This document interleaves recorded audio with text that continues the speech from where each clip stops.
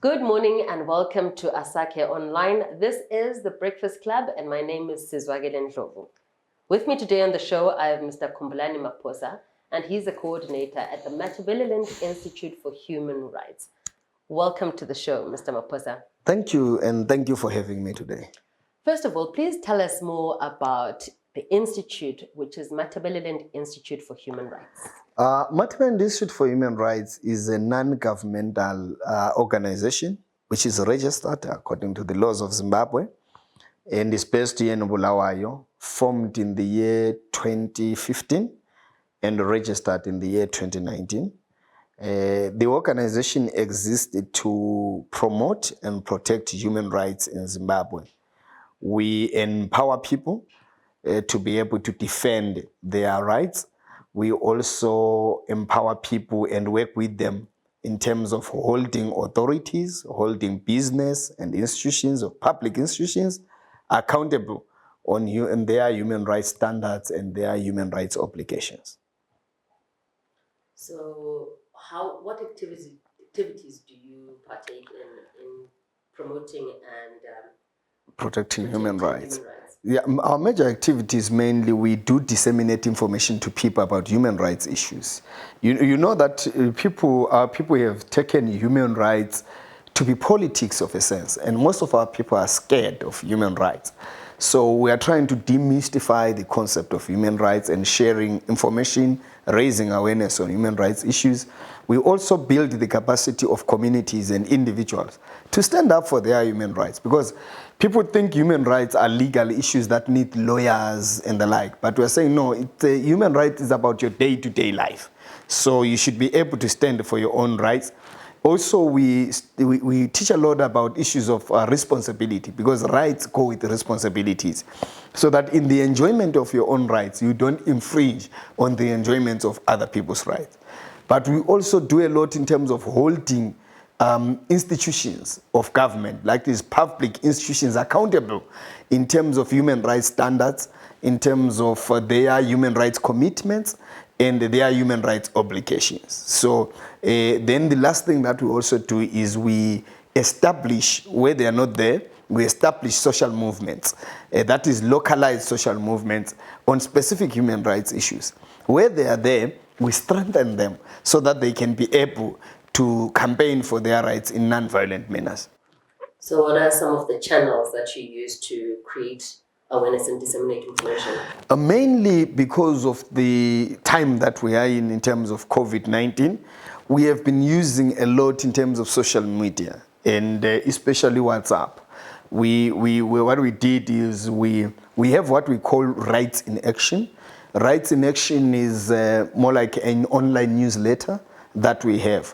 So where we publish human rights issues, and we have WhatsApp groups where we share that information to people. We share the newsletter online, and we also do a lot in terms of liaising with the media, mainstream media, where we share our activities and then people read and they learn about how to stand for their human rights from the stories that come from the mainstream media. But we also do trainings like at community level, at a low scale, because of trying to run away from exposing people to COVID-19.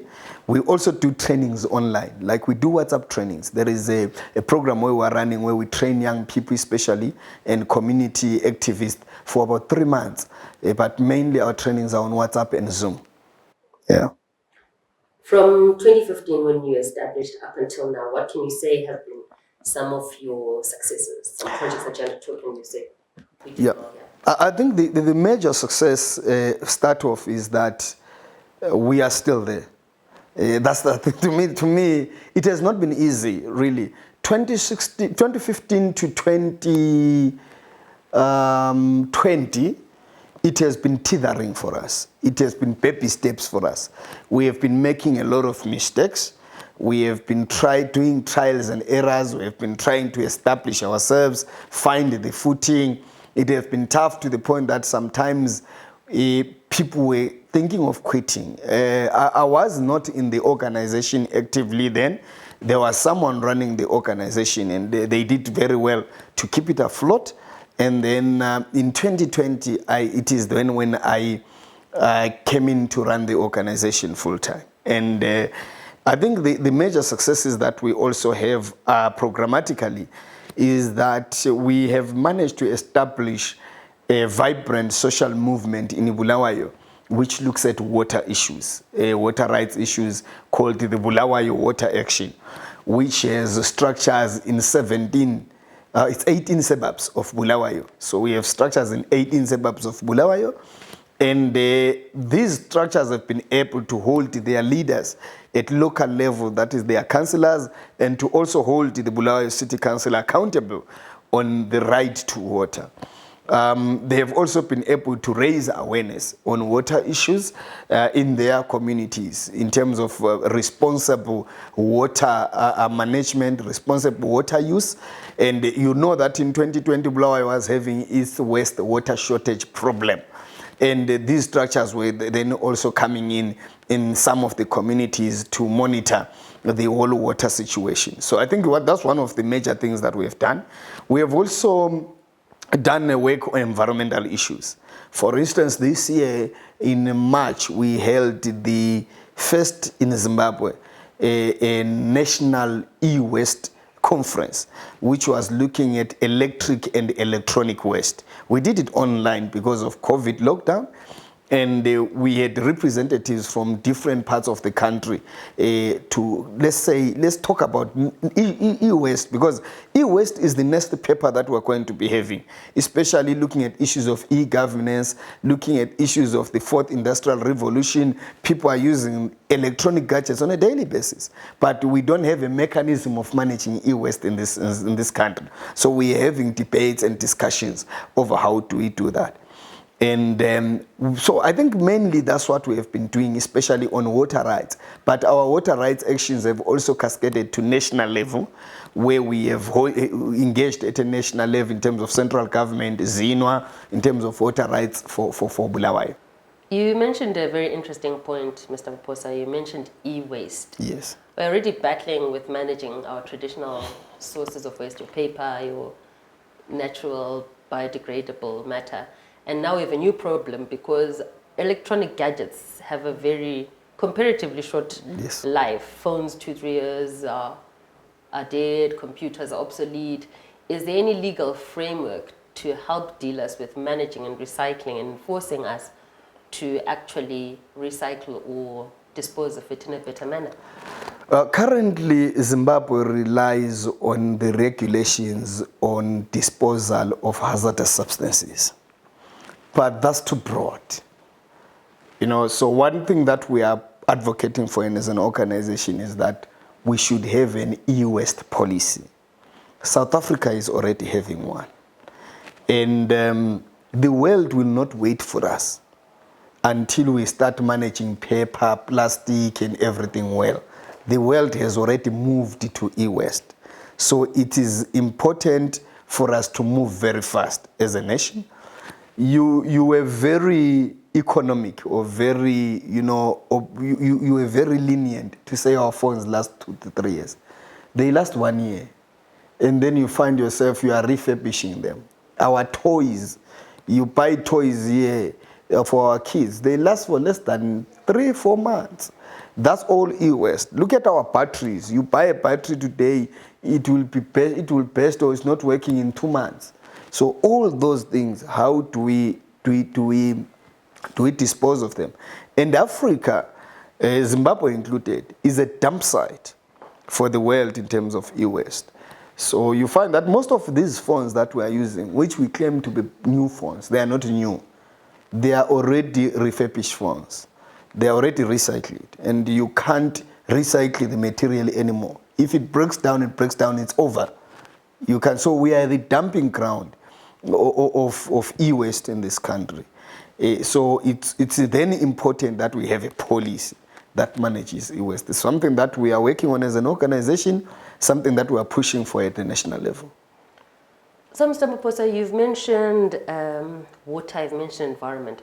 Is there a specific group of rights that you target, or do you delve into each and every the rights sector? Yes, our focus for the next 5 years, which is 2021 to 2025, is looking mainly at water rights, in looking at environmental justice, looking at education, and what we call social justice, which is looking at the rights of vulnerable and marginalized groups like older people, slum dwellers, indigenous communities, children, vulnerable women. Because most of the times people just talk about women's rights.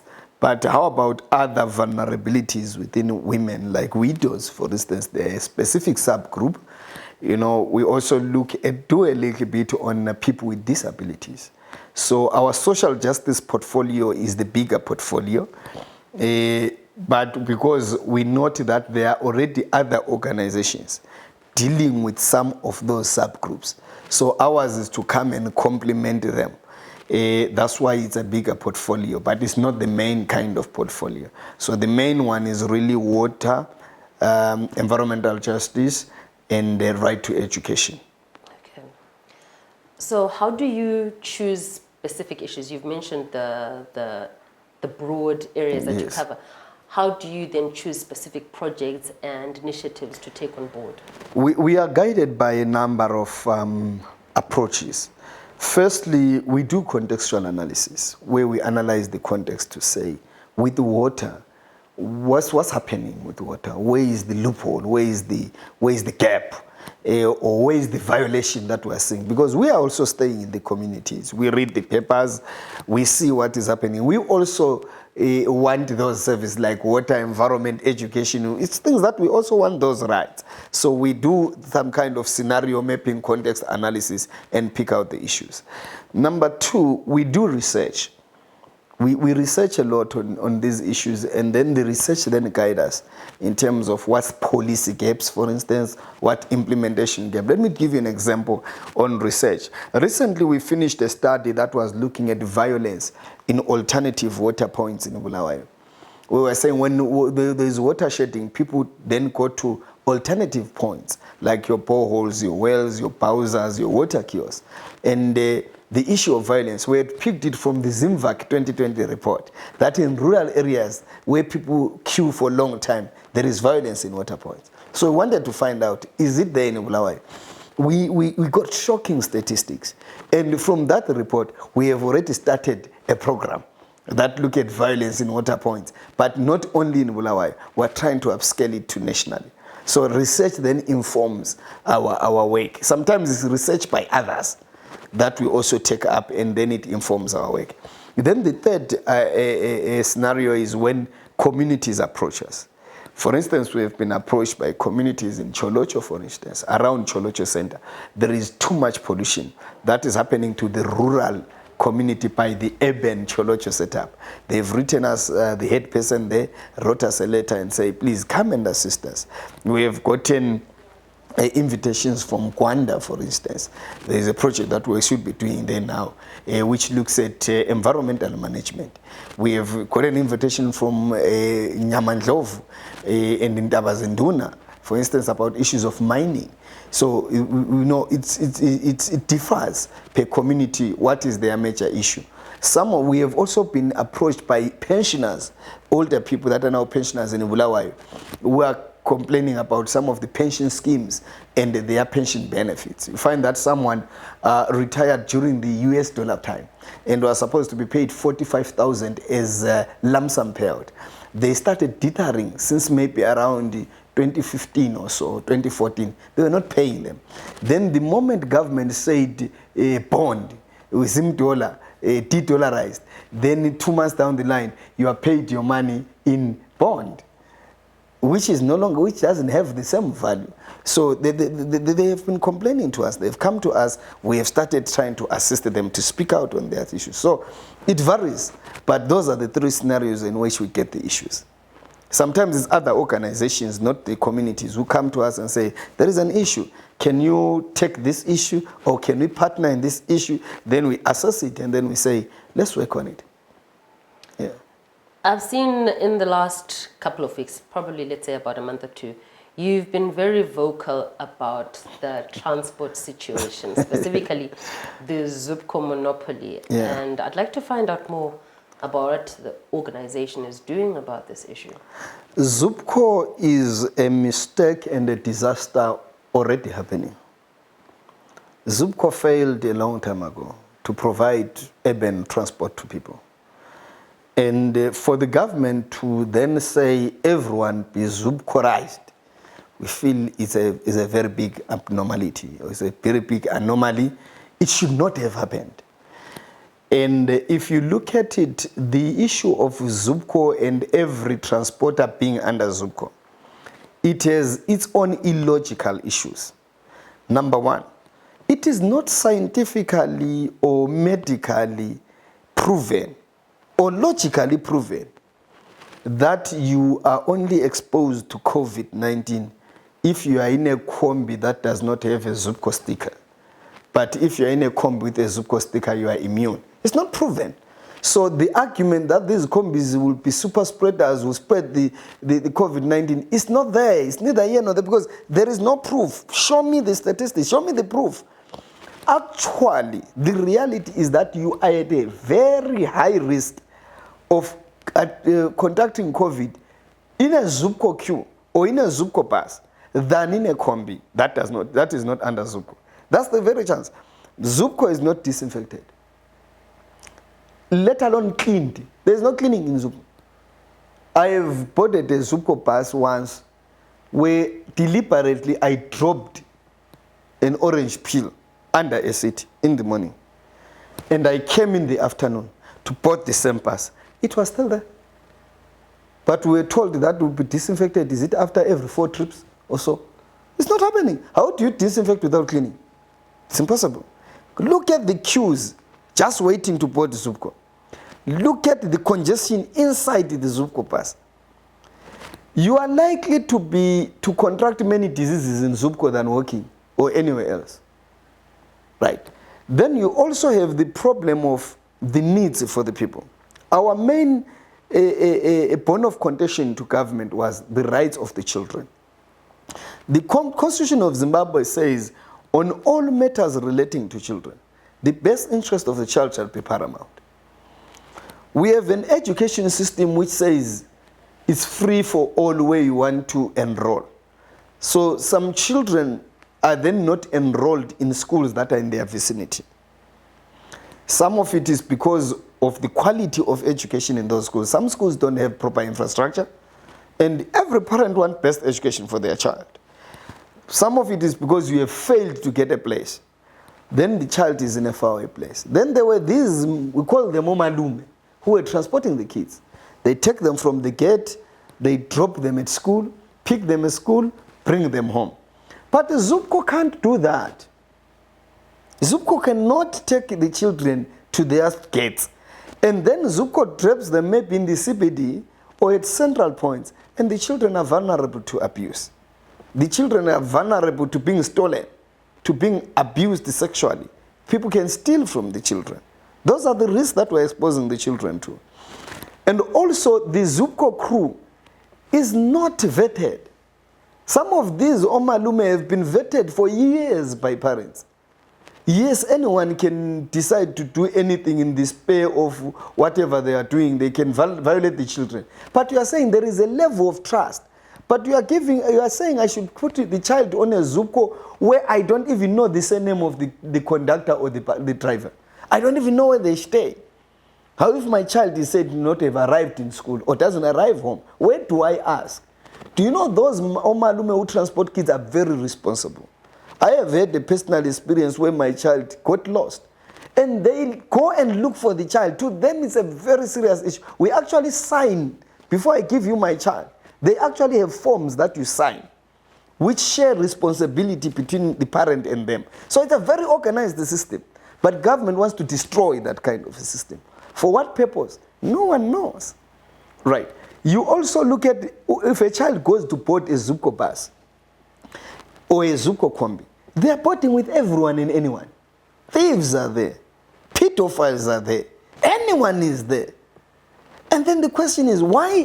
What necessitates exposure to a child to all those problems? Right. But if they are in these Omalume, it's only kids. There are only children there. So we are saying, as an organization, government should be logical, reasonable, and review that policy of just combis, but also the transportation of children to schools. You can't expect that if I have a wedding today, I should go to Zupco, to hire a Zupco combi, when Zupco is failing to transport us to work. How if I have a funeral, I should go to Zupco? Honestly, are we saying that? We are a government, the government is saying it's devolving. But is this devolution that they're talking about? It's far from it. It's actually the worst form of centralization, where you are killing business. But the other thing that we wish Zimbabweans and the government to see is this.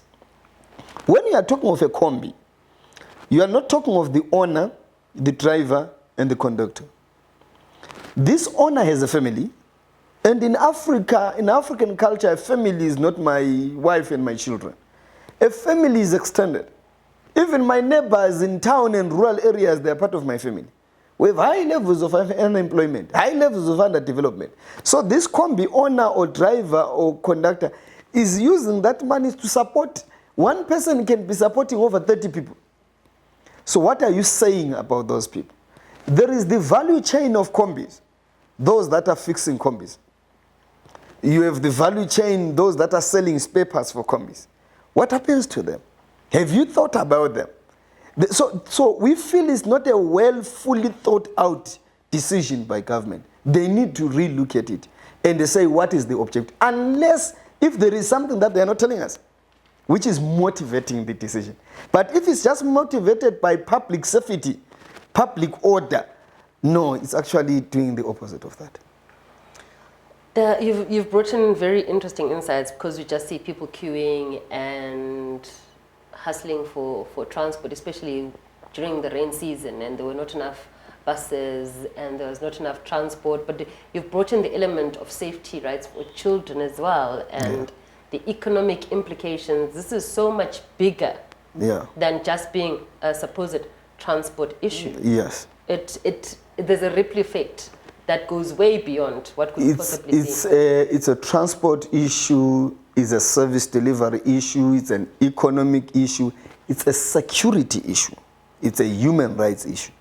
Security in the sense that there is the problem of security of persons, but there is also the same problem of security of the nation. What happens to these people? Where do you want them to go now?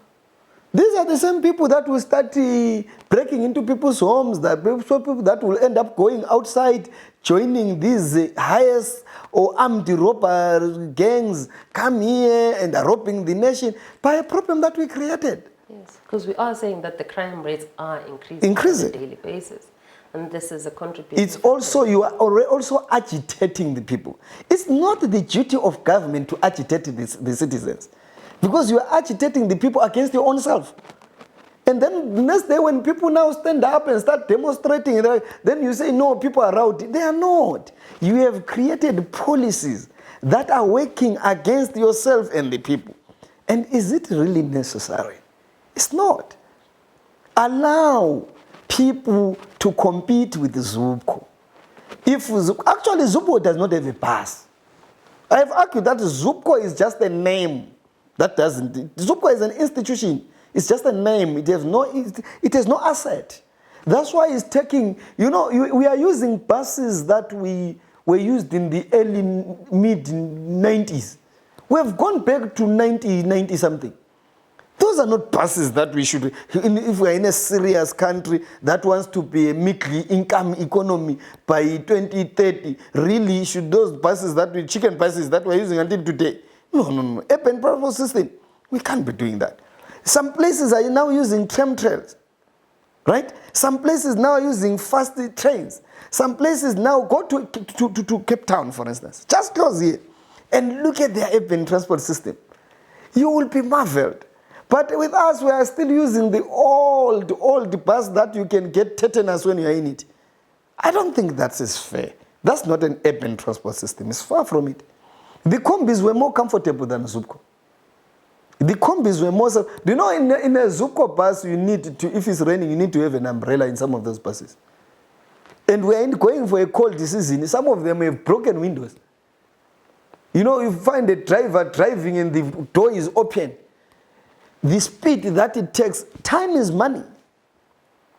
Time is money. It will take a Zuko bus about an hour when you have bought it to move from here to Katripak, from CPT to Capital. It takes about an hour.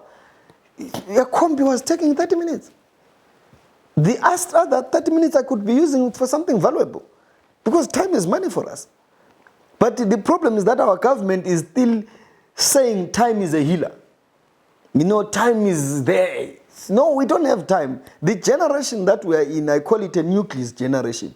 We eat nucleus, you know. We're really eating over that get ready after 5-6 hours. We are eating nucleus that you just pour hot water, it's okay, we eat, you move. So we are racing against time. But they are taking us backwards to where time is not a necessity, which is a serious problem.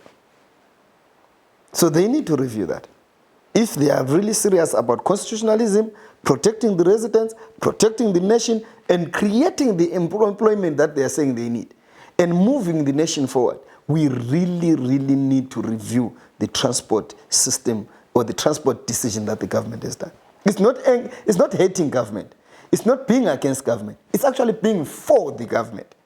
To say, let's review and let's look at the logic of what we are doing.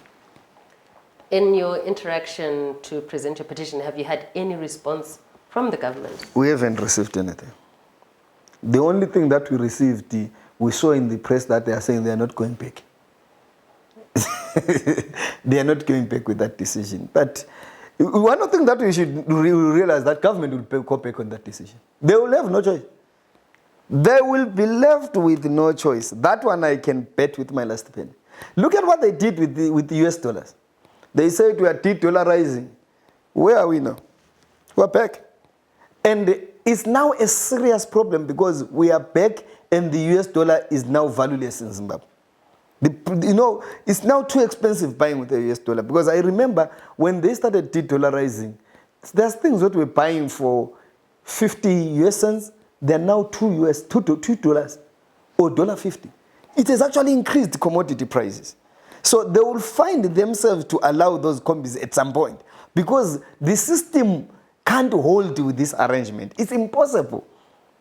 If all these combis went back, and did the government decision and say we're registering them under XUP, it will crack the system. Because they are paying them more than what they are supposed to get. Where will ZUPCO get the money to buy fuel for those combis? Eventually the system will start cracking. So there is no way they can manage this. This is an arrangement for rich countries. But Zimbabwe, let's be honest, we are not that rich to be subsidizing transport to that level. This is an arrangement for rich countries, not for the country. That's why even those that have look at the combis that have registered under ZUPCO. There are few that are in good shape. It's that person who is saying, my combi was no longer competitive with other combis. People were now shunning it because it is a rickety combi. Now it's an opportunity. Let me put it there. And they are not investing in servicing those vehicles. I am willing, I am itching for a day where I can sit down with a VID officials. I wish to sit down with VID officials, and they prove to me that all these ZUPCO passes are properly serviced and certified by VIT. If this is what VIT is certifying, Zimbabweans need to be worried about their safety on the roads, because they are certifying death. But what are they saying now? These other buses or school buses, they're like VIT certification. Is these rickety buses, are they VIT certified? Emma, I'm willing to sit down with Emma and show me the issues that they've done in terms of testing, the amount of smoke, environmental pollution from those buses. It's a cause for concern. Is Emma not seeing that? Is Emma not acting on that? Why? So we need to start looking at such and such, because that's what I'm saying. There is no ZUPCO to talk of.